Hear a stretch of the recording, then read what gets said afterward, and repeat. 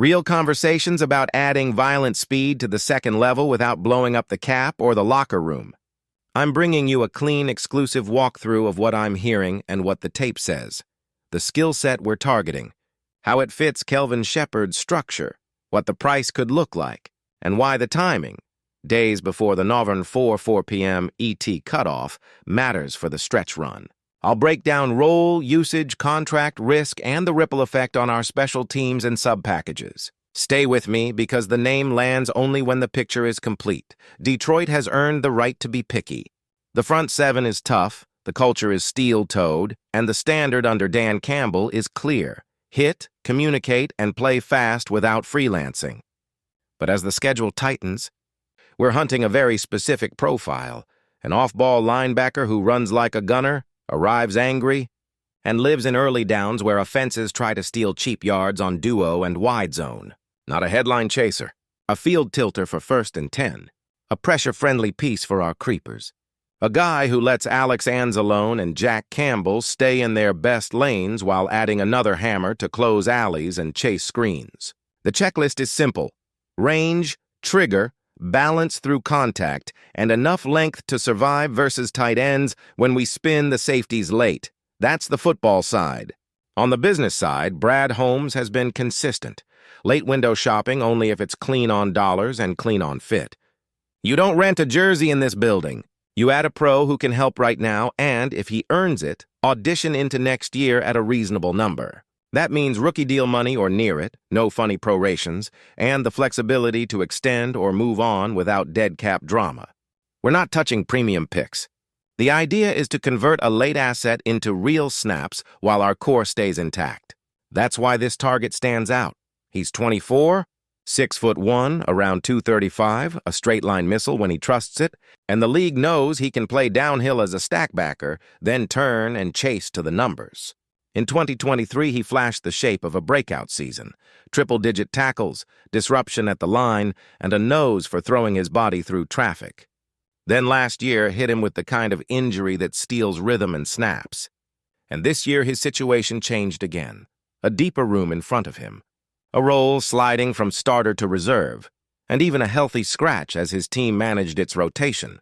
That's the market opening you wait for if you're Detroit. A talented, young run-and-hit backer whose opportunity got squeezed by numbers, not by a lack of juice. Let me talk fit, because that's where I get excited. Kelvin Shepherd has quietly leaned into a flexible front menu, bare looks to choke interior combos, even front spacing when we want Hutch and the edge group to win isolated, mugged A-gaps on money downs to stress protections without blitzing heavy. In all of that, the early down backer opposite Campbell has a thankless job.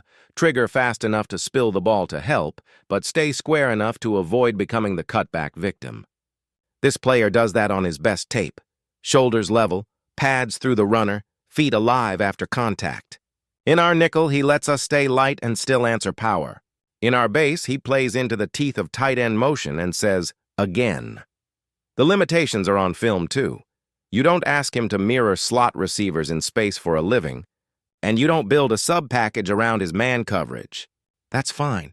We're buying the early down hammer and a special teams runner, not pretending we found Fred Warner in a clearance bin. So what does it cost, and why now?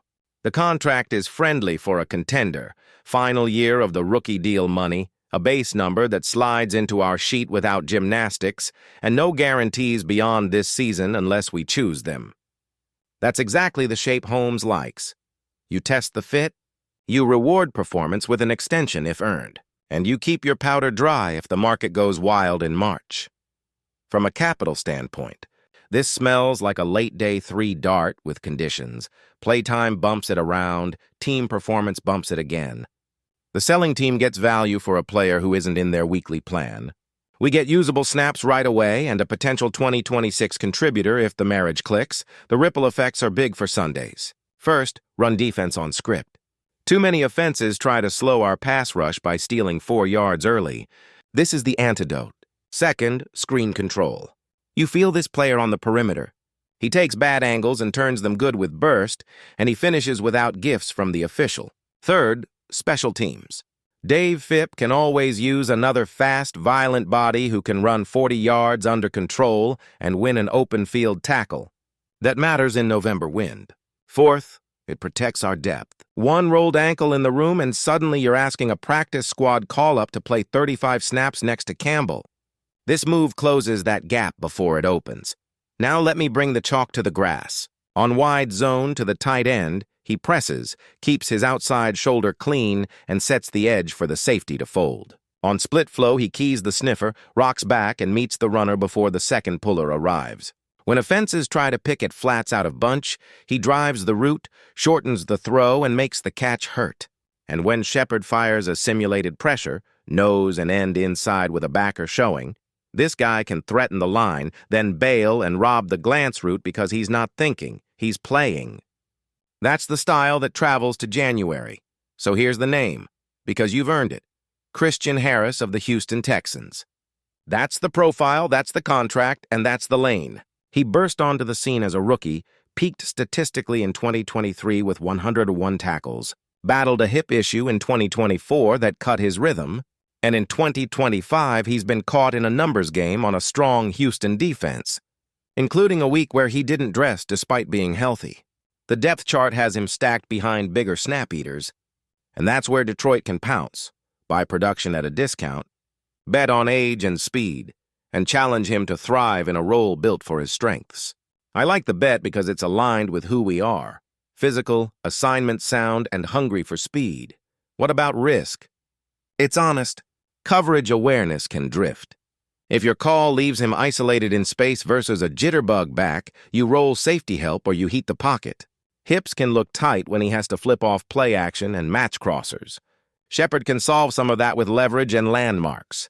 And if the price jumps out of the reasonable bucket because another contender throws a premium pick, we tap out. Detroit has earned discipline.